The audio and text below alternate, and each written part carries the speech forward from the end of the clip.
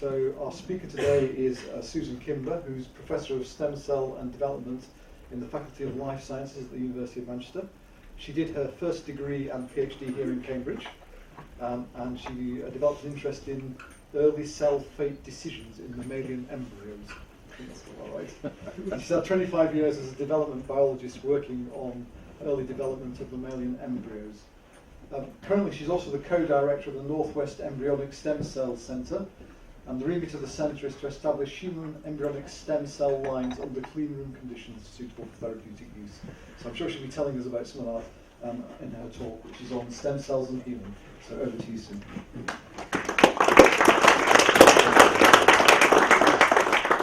Thank you very much, Merrick, for the introduction. Yes, so I can move on to my first slide. So thank you very much for inviting me to come and talk to you today. It's a great pleasure to be here, not only to tell you about our work and what I consider its ethical context is, but also because I have to say I have a lot of old friends here in Cambridge that's been an absolute pleasure to see again.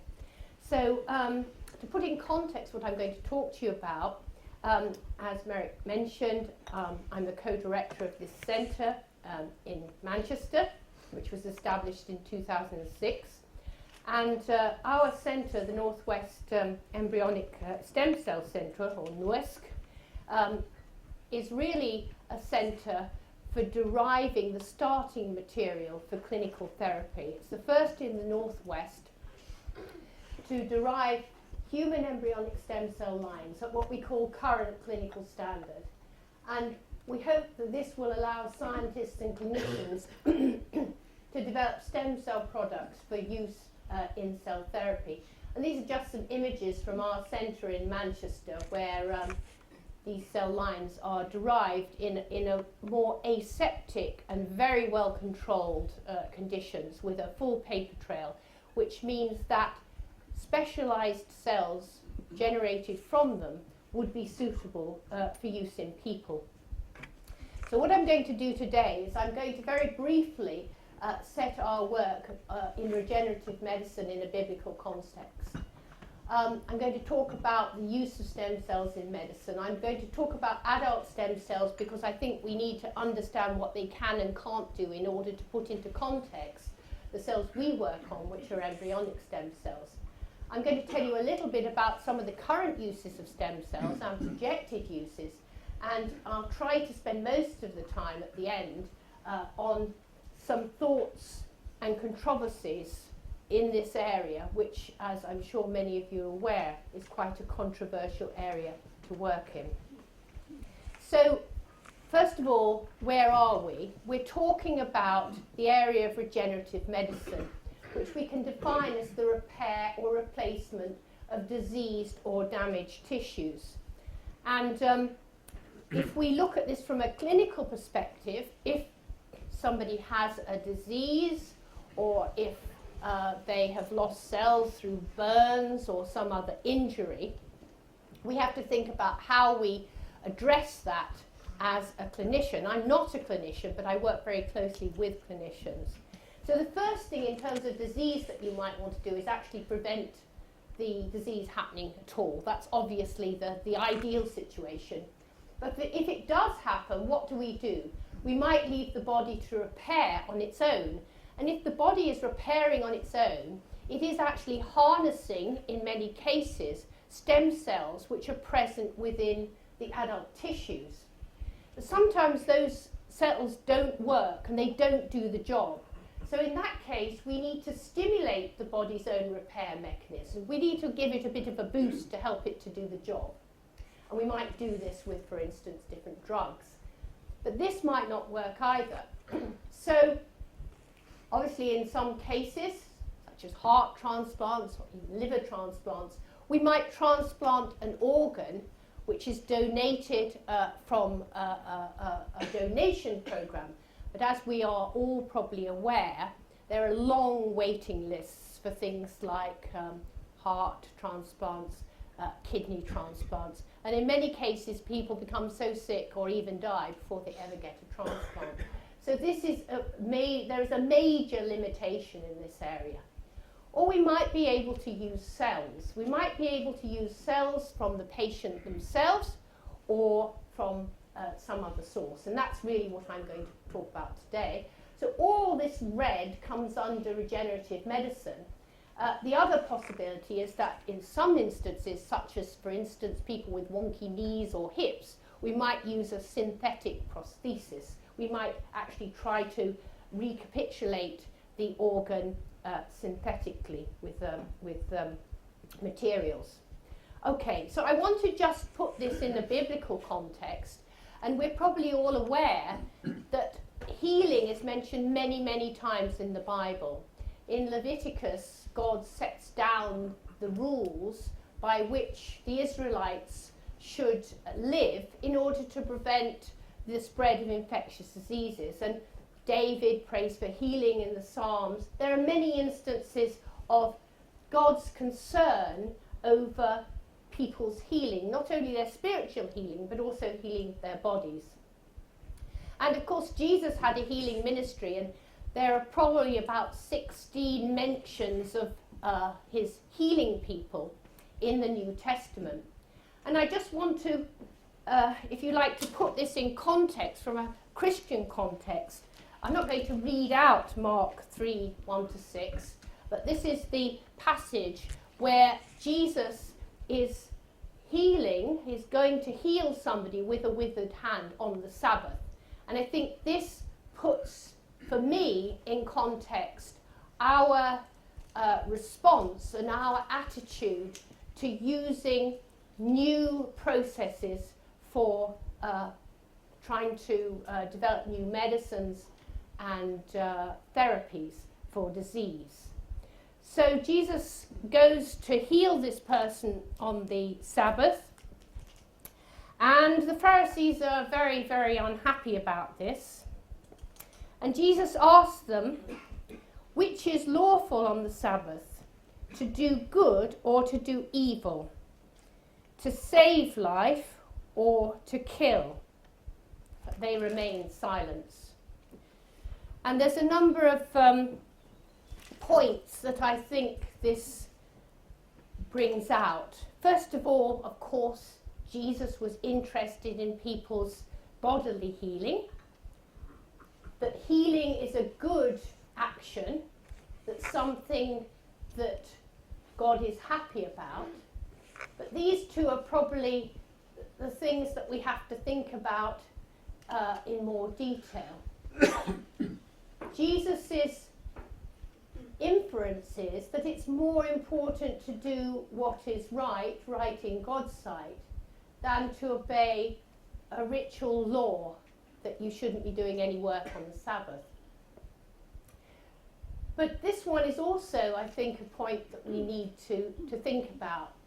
We as individuals have to take responsibility for deciding what is the right thing to do. He put the question back to the Pharisees. Is it right to save life or to kill? And we have to look at that in the context of modern science. Okay, so now I'm going to go into the subject of stem cells and stem cells in medicine. So first of all, to give you a definition. So what is a stem cell? So we can define a stem cell as an unspecialized cell with two defining properties. The first one is the ability for that cell to divide, and to divide for, in general, long periods of time in culture. And we call that self-renewal. One stem cell gives rise to 2 stem cells, gives rise to 4 stem cells. Stem cell can make more stem cells. And secondly, the ability of that cell to give rise to what we call a progenitor, another cell, which can generate a specialized cell of the body. So a muscle cell, could be heart muscle, it could be skeletal muscle, a cell of the gut, a cell of the brain. So they can make more stem cells, but they can also give rise to other cell types. But very importantly, not all stem cells are the same. The stem cells in your body, in general, have more limited potential than the stem cells that we work on, embryonic stem cells. Stem cells in the body, in general, are restricted in what specialized cells they can give. So stem cells in the body, or adult stem cells, they would probably include stem cells present in the fetus as well in this definition. So many people are not aware that almost all our organs have a stem cell population. And what's the purpose of that stem cell population? The purpose is that if that organ or tissue gets injured, they're there to be activated to make new specialized cells that can repair the damage. And you can find them in virtually all the organs you look for, even places like the heart, although they're very rare in the heart. And it's very difficult to get them to act to repair the heart. So that's a problem with adult stem cells. Sometimes you can't actually galvanize them into action. So some organs have more stem cells than others. Organs like fat and the bone marrow here have a lot of different kinds of stem cells, and they also have them in quite high levels. And indeed, we can harvest cells from adult tissues and in many cases grow them in the lab. And in some cases, we can take these stem cells from one organ of a patient, develop them in culture, and then put them back in the same person to treat another injured or diseased organ. We call this using them autologously. It means that you're using that person's stem cells to treat themselves. And the beauty of that is those cells are self. The immune system recognizes that they are part of that person's body and they won't be rejected by the immune system. However, this often doesn't work, and that's why we need to look at other stem cell populations. So as I said, the purpose of these stem cells is to execute repair in the body, and one of the places this is happening all the time is in your skin or in your intestine, in your gut, where there are stem cells at the bottom of these little invaginations of the gut that are constantly dividing, and then they become gradually more specialized as they move up these crypts or invagination until they reach the lumen of the gut. Because the cells here on the gut lining are constantly being worn away by the abrasion of the food that you eat. And so we need them to be replenished by the stem cell population down here. So that's a natural regenerative function that is occurring all the time in our bodies. And indeed, if it goes wrong, you will be very, very sick. So the natural function of stem cells in the embryo is to generate the tissues that are going to form the fetus, and in the adult is to repair damaged and diseased organs. But we can exploit these natural functions both by trying to stimulate the body's own stem cells, that sometimes works and sometimes doesn't, or by replacing the diseased tissues with stem cells or their progeny from outside the body. And stem cell therapies are actually happening right now. So one stem cell therapy that everybody is aware of and is been going on for 50 years is that of bone marrow transplantation. So bone marrow is a very rich source of stem cells. It contains some blood stem cells called hematopoietic stem cells, and these are the ones that are useful, for instance, in giving a bone marrow transplant for a patient with leukemia. So if a patient has a disease of the blood system like leukemia, they'd be given chemotherapy to kill the cancer cells, but unfortunately that chemotherapy also kills the cells in the bone marrow. And so what the clinician can do is they require a donor. They require a donor with the same tissue type. That's really important because otherwise the cells would be rejected. And they can, through what is apparently, I haven't had this done, but apparently very painful operation, you can remove some bone marrow from your top of your hip bone here, the iliac crest, and then you can make a preparation of the stem cells from this, and you can transfuse that into the patient, and those stem cells replace the patient's own stem cells that have been killed. So this is stem cell therapy. Coming much nearer the current day, this is a lady who had TB as a young person in, I think it was Chile, and she moved to Italy, and this untreated TB had very badly affected her windpipe, her trachea here. And hopefully you can see where this arrow is. This is the windpipe, and there's an occluded area there. Effectively, her windpipe had pretty much closed down. And they put in something called a stent to open it up, and that wasn't tolerated. They had to remove it. They really had no therapy for her. She would have died. And this is a lady with a single parent with 2 small children. So a clinician called Maccarini in Italy, in collaboration with a colleague of mine at Bristol, Tony Hollander, developed a new therapy in which they took the windpipe from a cadaver. They took out all the cellular material from it, so they were just left with the cartilaginous skeleton.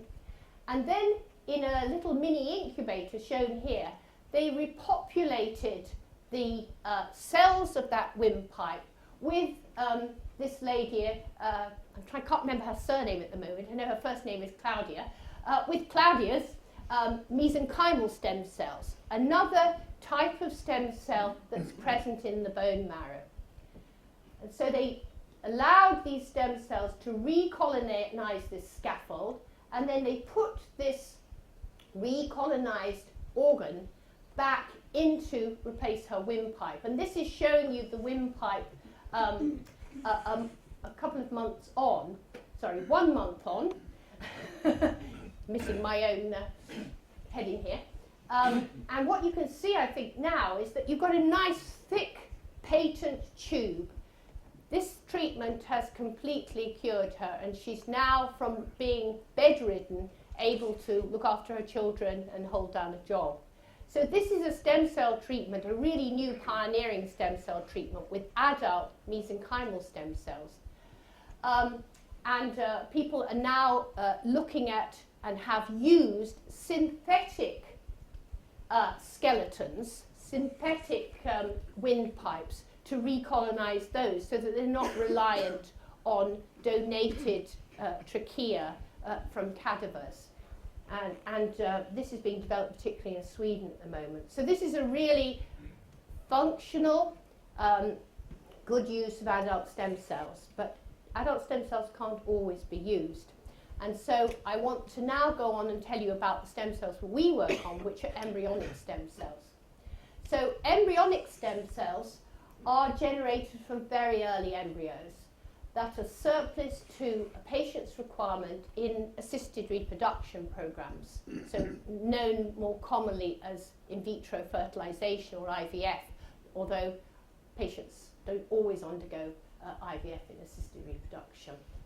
And the important point about these kind of stem cells is they have much greater ability to make more stem cells in a dish. Those MSCs I told you about, after a few cell divisions, they stop dividing. So we can't make large quantities of cells from them.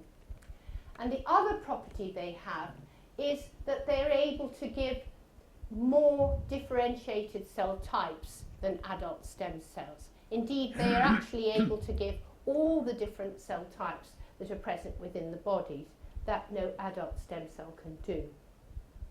So just to go through where these stem cells come from, this is showing a sequence of pre-implantation embryonic development. So this is, if you look up here, this is day 5 of development. Remember, the human gestation takes 9 months. We're talking about less than the first week of development.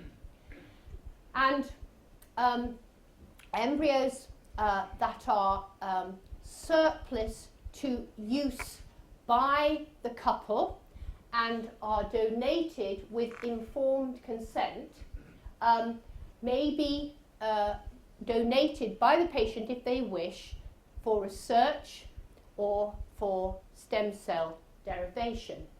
And I'm going to come back to that when we look at some of the ethics, but I'll just go through the process at the moment.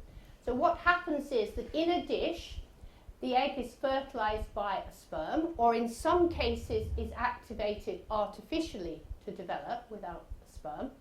And this cell, because effectively the egg is a cell, then starts to divide. And at day 5 of development, we generate a ball of cells with a cavity in the middle, which we call a blastocyst.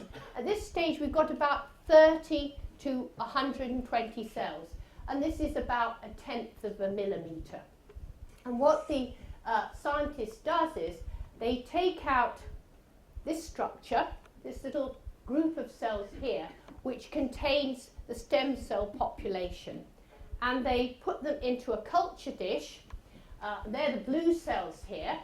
In general, we put them on top of these pink cells. Obviously, they're not really pink. I'm just colouring them pink for clarity. That we call feeder cells. And these are cells that provide lots of little nutrients and goodies for the cells to allow them to start to divide. And once they've divided, we can move them on, thin them out into different dishes. And eventually we get to the point where we have a continuously dividing cell line in culture. So these are cells in a dish. So the whole of this process is regulated by the Human Fertilisation and Embryology Authority in the UK, that also regulates clinical assisted reproduction.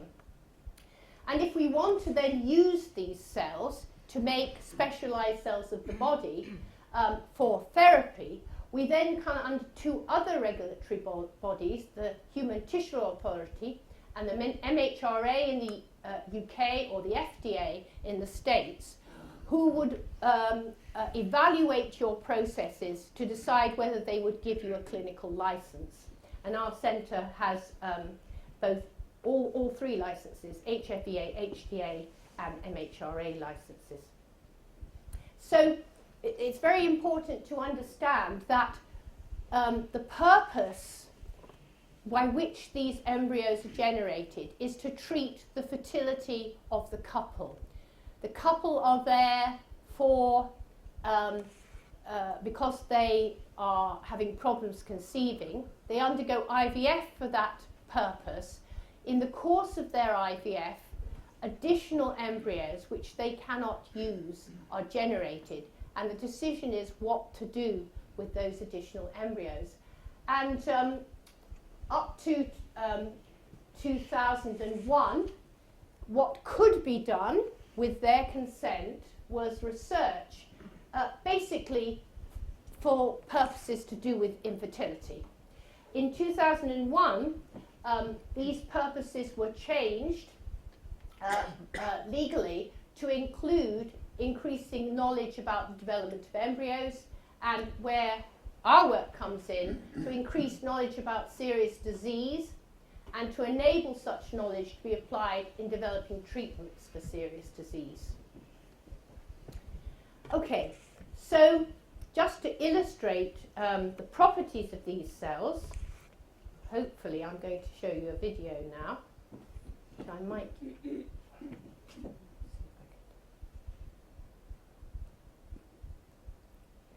So one of the properties I told you about these cells, that they can divide to form more stem cells in culture. And this is one of our lines in Manchester, which has been videoed over many days to show how these cells can actually expand to make this uniform population of stem cells that we can now divide up to make more dishes and more stem cells, so that we can establish banks of stem cells in our centre. So they are infinitely expandable. We don't know what infinitely, but they have a major ability to expand as stem cells, allowing us potentially to use one population of stem cells to treat many different patients.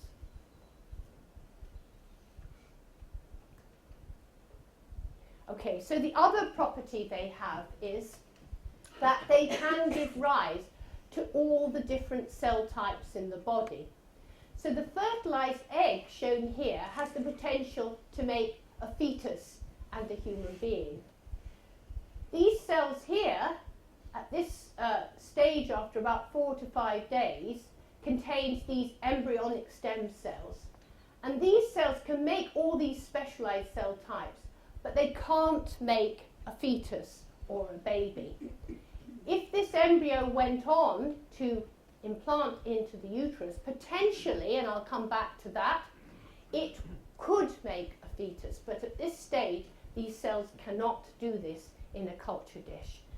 But they do have this potential, given the right conditions, to make muscle or pancreatic beta cells or chondrocytes, the cartilage, and so on. So how can we make them do this? Well, we have to use particular cocktails in our culture conditions, and this is where the real difficulties come in. We have to try to recapitulate in a culture dish the chemicals that normally push these cells to make those muscle cells or nerve cells or so on. And so we have developed multi-stage protocols where we can push these cells with one particular protocol towards, say, cells of the gut or cells of the pancreas, the endoderm cells, with another particular protocol to push them to other lineages such as the heart or blood or muscle, which come under a category called mesodermal cells, or with a third cocktail towards cells of the brain or cells of the skin, a subclass of tissues called ectoderm. And this is where it takes quite a number of years of research to try and get this right, to be able to robustly and reproducibly generate just the cell type that you might want for therapy, whatever that therapy might be. So the sort of thing that we get are these cells at the top here, cells of the gut, or neurons, or in the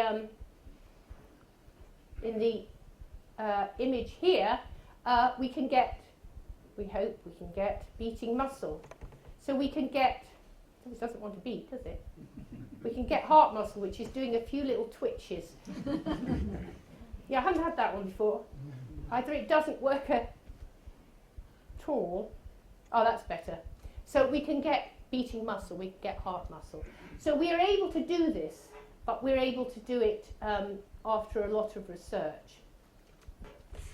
So in our own lab in Manchester, we've developed a protocol to direct these cells to the cells that make the cartilage of your knee joint. So why most of us, not all of us and not for all our joints, but can move our joints without feeling any pain and with really virtually no friction at all, is because the ends of the joints are covered with cartilage. And the cells that make the cartilage are called chondrocytes. And there's probably nobody in this room who doesn't know someone who has some form of osteoarthritis. Because with age and with injury, in many cases, this nice cartilage layer shown here at the end of the bones gets worn away, maybe through inflammatory disease. And then you get bone articulating on bone. And this is a real major issue for aging, because this condition of osteoarthritis is extremely painful. It can really remove your quality of life, and really there is no cure. The clinician will give you painkillers to the point where they say your mobility is reduced to such an extent we need to give you a joint replacement. And joint replacements work to some extent fine, and for much older patients they probably are fine, but the lifetime of a replacement joint, is generally less than the lifetime of a middle-aged person. So this is not really a solution, because revision surgery, doing it again, generally doesn't really work very well.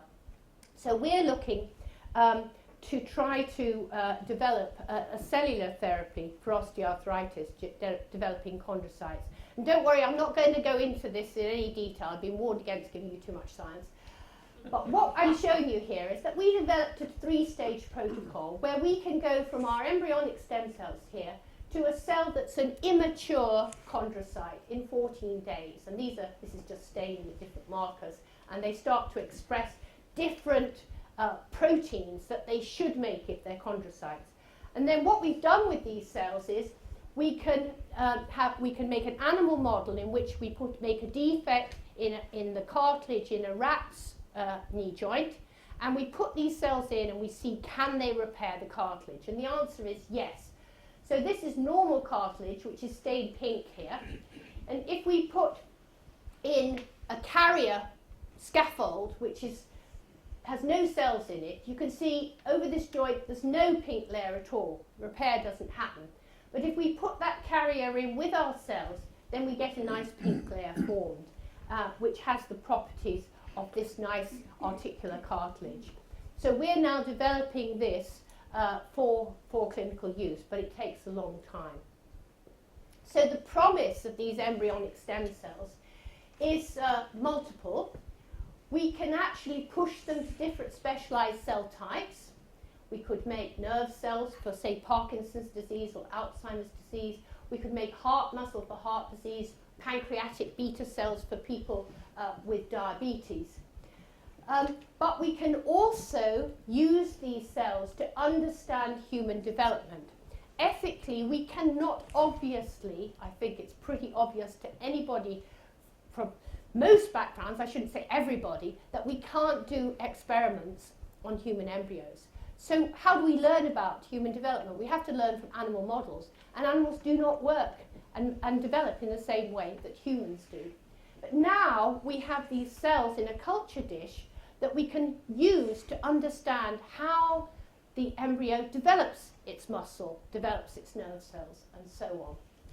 And we can also develop in vitro disease models. We can make changes to those cells in culture that recapitulate a particular disease, and then we can use those disease models to try and see if we can develop new reagents, new drugs, to test them.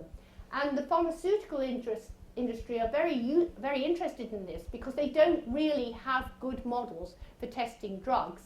Not only testing drugs for inherited developmental diseases, but for all sorts of diseases where they, such as liver disease, for instance, where they rely on often cancerous liver cells which don't respond as the same way as human or animal models.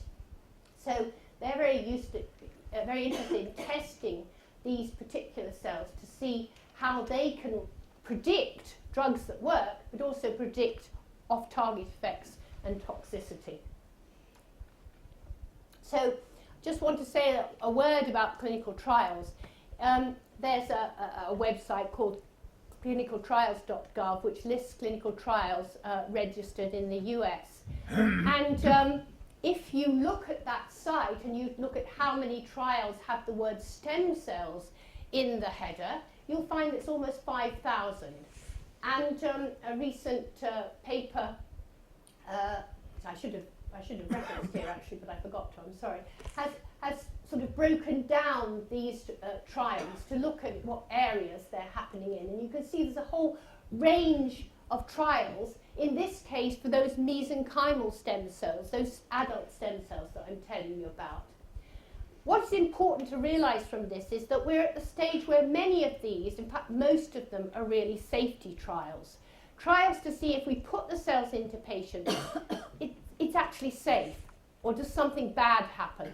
What sort of bad things could happen? Well, MSCs have a tendency not to stay where you put them, so migrating to other places, such as, for instance, the lungs, and causing embolisms is one thing. And we also have to look to see, do these cells stay not only where they are, but with the phenotype they have, or do they start to differentiate into something we don't want, or do they make a tumour? So that's really important, and MSC field is ahead of us. But these trials are often done with very mixed populations of cells, and a number of these trials have been withdrawn. And for this particular type of stem cell, most of the success is coming because these mesenchymal stem cells produce molecules that actually affect the immune system and dampen down inflammatory responses in disease, which then allow the body's own repair mechanism to work. So this is really trials of a different sort than putting stem cells in which will actually generate the tissue that's missing. The trials are not restricted to mesenchymal stem cells, and this is showing you the two main areas where trials have started for embryonic stem cell-based therapy. In 2010, an American company, Geron, announced multi-center phase 1 clinical trials for using ES cells to make the supporting cells of the nervous system, cells called oligodendrocytes. And they treated, I think it was 3 patients, and were able to show some slight improvement in movement. But unfortunately, that trial was terminated because of financial constraints. In the UK and also in the States, there's also trials going on for macular degeneration, using ES cells to make the pigment cells at the back of your eye, which are become degenerate in macular degeneration. And that has been quite successful, with first-in-man trials showing some improvement of sight. So we need to think about this from an ethical perspective. What should we do and what shouldn't we do? And I want to consider this from the perspective of embryonic stem cells. Should we use them for research? Should we use them for therapy? So the first question I'm asking is use of human IVF embryos for embryonic stem cell generation acceptable? But we could turn that round and say, is discarding embryos without using them for a good ethical purpose acceptable? And I want to just go through what happens during IVF to illustrate in an informed way how we might answer that question. So in the course of IVF, the woman will receive some fairly strong drug treatment to stimulate development of oocytes. So whereas normally one oocyte will be fertilized in one menstrual cycle, a number of different oocytes will be generated, and a number of these will be fertilized by a sperm sample. So we have a collection of embryos in a dish. And the embryologist will look at these, and the best, morphologically the best, which is not necessarily a perfect criteria, will be transferred to the patient. Now you may say, why do I show here that only 2 embryos are being put back for the patient's pregnancy? And the reason for that is, this is under HFEA guidance that only 2 embryos should be replaced, because one of the major risks, both to the fetus and to the mother, is multiple pregnancy. It's the biggest cause through IVF of disability. Multiple pregnancies strongly predisposed towards conditions such as miscarriage and postnatally to things like cerebral palsy. So it's considered a major risk to transfer back more than 2 embryos. So what happens to the rest of them?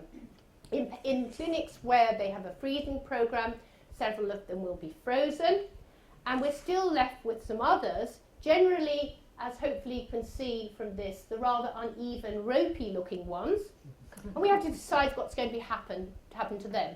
Now, what would happen if there is no research program and no consent is given for research or any other purposes?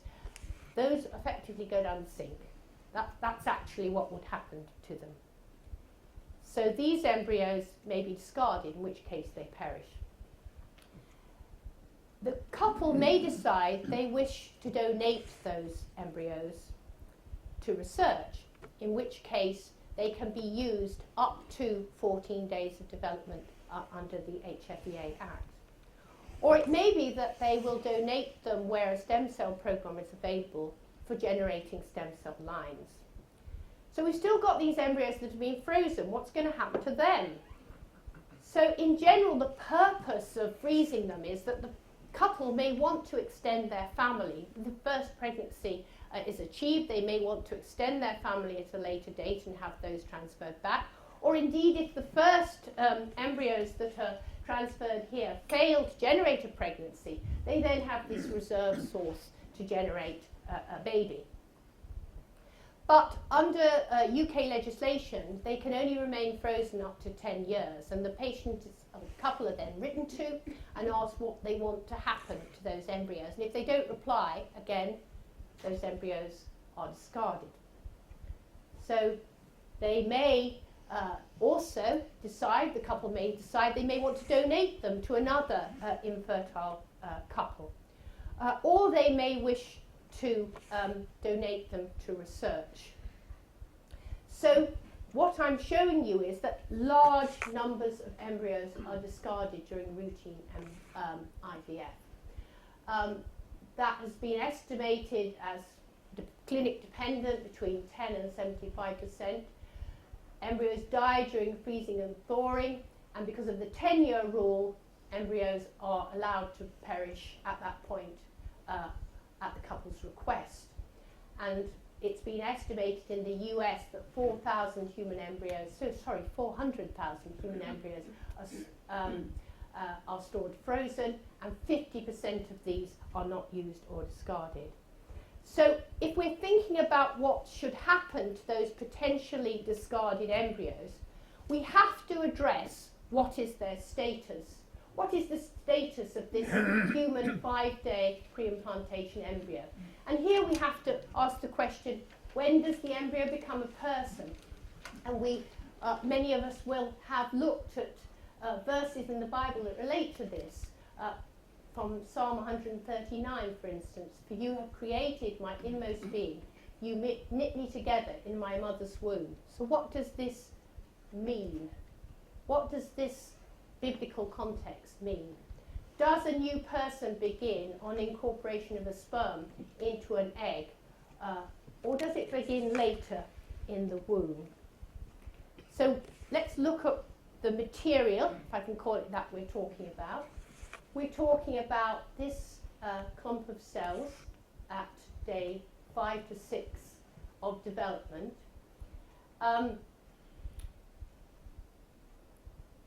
We're looking at something that cannot be seen with the naked eye. This is not equivalent to a fetus. It lacks any recognizable structure. Remember, it's this bit here that's going to form the tissues. This is the bit that's going to form the placenta. So we're only talking about this bit. It has no nervous system or any other recognizable tissues. So, okay, it's not in a form that we could recognize as a fetus or a human being, but we have to consider what's its potential. It's not just what is it now, but what has it got the potential to be. So here again, we have to remember that in normal reproduction, not every embryo will form a person, and indeed, naturally around 50% of human embryos will perish in the reproductive tract. This is the fallopian tube or the oviduct here, and it's at this stage that we're talking about, not at the stage here when it becomes embedded in the womb. So naturally, 50% of these pre-implantation embryos will actually just disintegrate. And they will do this at a time when the woman will not even know that she's pregnant, at a very, very early stage. So the other thing to say is, well, that's fine. We're saying, sadly, 50% of these embryos die, but they're still embryos. They're still potential people. But I would challenge you on that too, because what we know about development is that twinning can occur. And we can't even say that that pre-implantation ball of cells is going to make a fetus, or even that it's going to make one fetus. Because only at the stage when what I call the axis, the anterior-posterior pattern, is laid down in the embryo, and the cells that are going to form the nervous system start to come into being, can you say that this ball of cells is only going to give rise to one fetus? Because at that point, you can get formation of two axes. And if you get formation of two axes, you will get two fetuses, and you'll get identical twins. So we can't say a person, even a potential person, is present in that pre-implantation embryo. And of course, this is a very controversial area. It's something that we have to think about very strongly and carefully. And in the Christian tradition, there are different views. There is a view that full protection, equivalent to that of a person, should be given to this pre-implantation embryo from the point of fertilization. But there's also the view that this is a very precious source of human material, and as this embryo develops, it should be given increasing moral status and increasing protection. So we have to make a decision on this as sentient human beings. So should we actually be using these pre-implantation embryos for research or for stem cell derivation? So we also have to look at the value of this ball of cells. And here we have, some difficult arguments as to what its value is. We are not saying that this is equivalent to a mouse embryo, but we can bring to bear the equal value argument. And this is a sort of old chestnut of a picture. But let us say there are two houses. In one of these houses, we have this structure in a dish, and in the other, we have a 4-month-old baby. And the houses catch fire, and you are there, and you have the chance to save one of these beings. Which one do you go in and rescue before the house burns down? We have to remember that once these cells are isolated, they can't even make a fetus. On the other hand, we have the saving life argument. If stem cells can give rise to a cure for an incurable or fatal disease, is it ethical not to use them to save life? And we have to bear in mind that there are now more than 1,000 of these human ES cell lines across the world, and indeed probably hundreds that are made at clinical grade.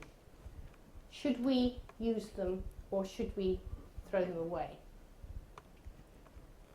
But many will also remind us that we don't want to start something that is a slippery slope to things that we may really worry about to a much greater extent. Is this the beginning of something which is going to lead to aborting fetuses to make fetal stem cells? This has to be taken into account. So should embryos be generated specifically with the intention of making stem cell lines? So here we can call upon the law, because Article 18 of the European Convention on Human Rights and Biomedicine actually forbids the creation of embryos for research purposes for two reasons. Firstly, because of the risk to the woman. This is not a process without risk. The woman undergoes surgery and is subject to strong drugs which have risk. And also the instrumental reason. It is not considered ethical to generate human embryos specifically for the purpose of making stem cell lines.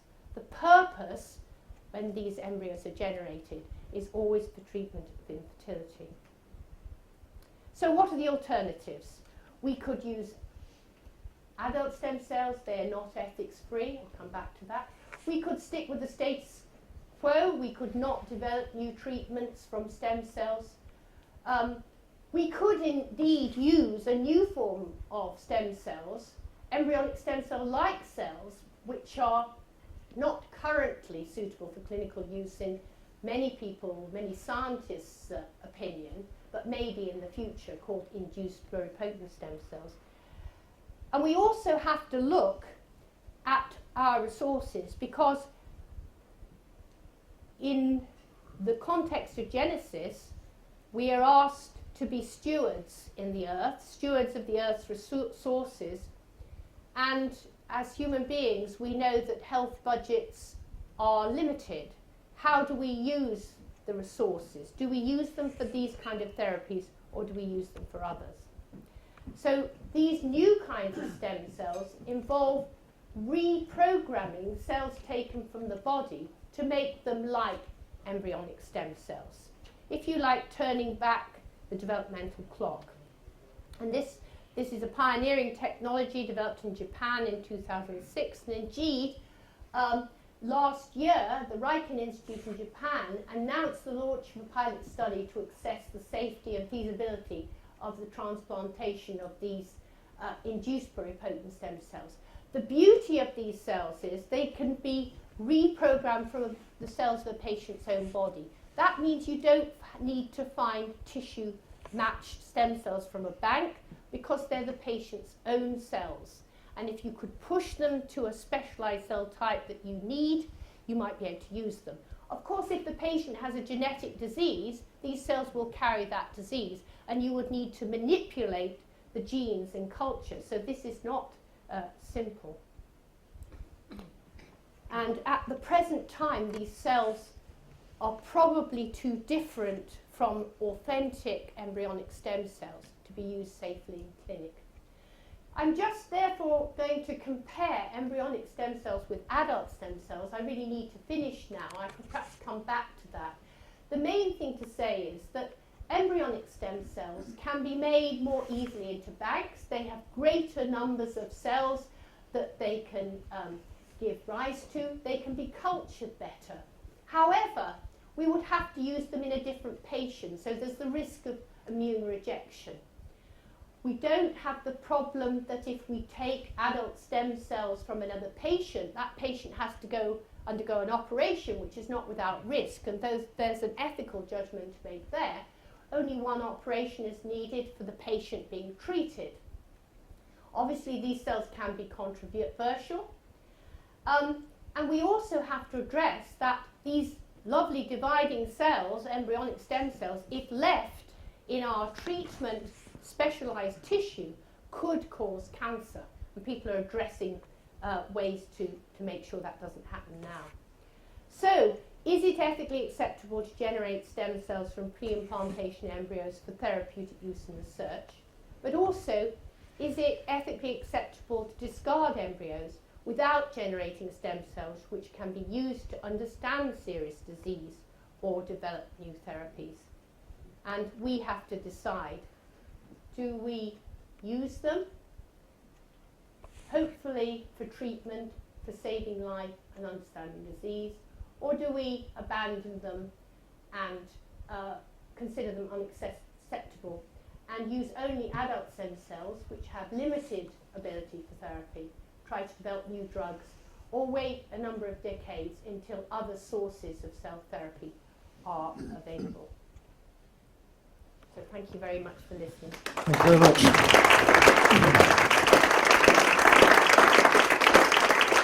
We have some time for questions. Could I ask you to stick your hand up if you want to ask a question, and Claire will come and hand you a microphone. A gentleman at the back there. Brilliant talk. Thank you so much. Testing. Oh. I can hear you. Great. Thank you so much. Lovely talk. Two brief questions. Number one, is there any? You said that that the couples can donate.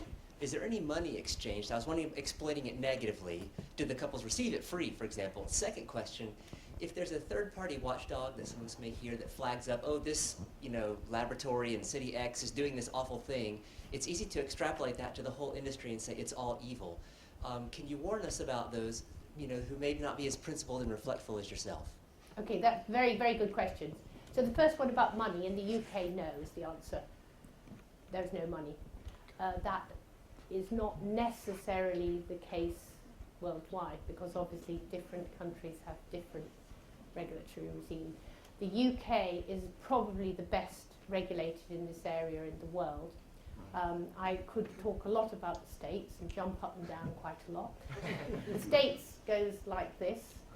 They have, it's been illegal to use federal money for this kind of research, and then that was all turned over, and then it was turned over again. But privately in the States, clinics basically can do what they like. So, you know, it's not even across the world at all. In relation to clinics doing bad things, this area is tremendously carefully overseen in the UK. Clinics have to report on very, very minor incidents, and they're inspected annually, and the paperwork has to be absolutely pristine and whole list. That isn't probably English, but what I'm saying, there must not be gaps. Of course, across the world, we cannot prevent mavericks doing strange things. But I think the answer to that is regulation. I'm not sure if I've really answered your question. Sorry, gentleman in the middle there. Blue jumper. Yeah. Thank you once again for a very clear talk. Cell biology has been bedeviled over the years, I'm sure you'll agree, between trying to compare things in vitro to in vivo state. But I can readily understand the advantages of growing up a lot of stem cells from embryonic tissue, getting them to an early stage of differentiation, but then you've got the problem of putting them back in, as you've pointed out. And in the odd clinical trial, it's gone into the wrong tissue. I mean, a lot of work... In some cases, yes. This is yes. the MSc clinical trials, not embryonic stem cell clinical trials that I was talking about. Yes, okay. But the movement in residual stem cells has come on quite a lot in the last decade or so. You're talking about endogenous cells. Adult stem cells. I mean, you yourself used an example of the intestinal villi, the crypti. Yes. I mean, they do a great job. Yes. So they can work very well in vivo. We now know that residual stem cells are in the heart, and they can be activated by a cocktail of growth factors, and they can produce every cell type you require to No, they regenerate. can't actually. They do. Sorry, can I ask you to ask a question, Sorry. and then we can move on to somebody else's question? 'Cause I at the moment we're- I don't think there is evidence that heart cells give rise to all the cells of the body. And in fact, we recently just had Sian Harding, who is absolute expert in this, and you know, in her seminar she was actually saying that it's actually very difficult to get those heart cells to even repair the heart. Nadal Gennard would be the person. Could lady along the row, thank you. The other thing I think I would like to say is there are a lot of claims, particularly on the internet and made sometimes at conferences, about the ability of different cell types. But actually it's very important to look into the details of what have happened. In the early days of using cells to repair the heart, mesenchymal stem cells were used, a heterogeneous population, and some repair was seen. First of all, that repair did not last. Secondly, it was found that actually the repair was due to the molecular environment within the heart, and in some cases it was shown that injecting fibroblasts, which are a cell type in your connective tissue, actually did as much as injecting the stem cell population. So, you know, you've got to be really careful. Science is only as good as far as we've got. We have to really interrogate what's really happening to make sure these things are safe and efficacious.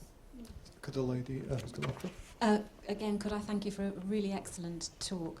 Could I just ask, what happens to is it the cytoblast, the Trophoblast? Blastocyst, the little thing that was left behind when you've taken the clump of stem cells Okay. out. Is that viable on its own? Mm. And can I ask, what is it that triggers? Is there a stimulus or a hormonal stimulus, or what is it that triggers it to move into a further embryonic stage when the two are still together? And presumably that stimulus is missing when the stem cells are in the glass. Yes. So the first, which I'm sorry, I probably missed this out actually. When you saw that sort of vesicle with a clump of cells on one side, the outer cells are the cells that would normally make the placenta. So those cells could only make trophoblast, if anybody knows what trophoblast is. It's cells of the placenta, effectively. The second thing is there is actually crosstalk between those two cell populations, and that contributes to the starting, the initiation, if you like, of formation of a fetus. So they just die then? Yes. Gentleman You can behind actually you. make a trophoblast cell line, a cell line. People have done that. You can actually develop cells from those, but those are cells of, you know, they make a tissue. They are specific. Yes, for the placenta only. Okay, thank you very much. First of all, thank you very much for the talk. I enjoyed it.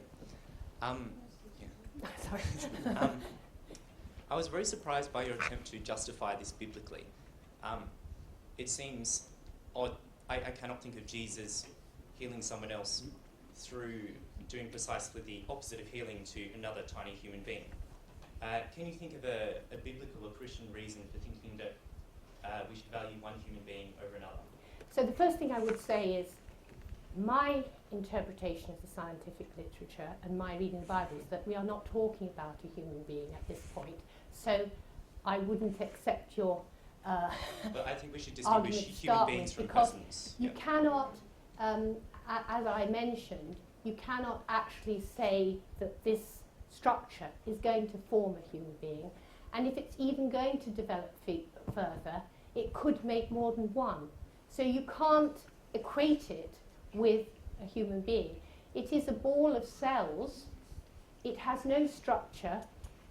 Actually, because we can now reprogram some cells taken from your skin to a cell type like those cells, you could actually start to say, well, what is our moral judgment of our skin cells taken to extreme? I wouldn't take it to that extreme, but you know, that is the extent of how I would so just progress relate that on. Sorry, I'm going to have to draw it to a close because we're actually at 2 o'clock and we need to stop. I'm sorry about that. I know there's probably lots of other questions, and Sue will be around for a while if you want to come and chat to her. So let's just thank her very much for an interesting session.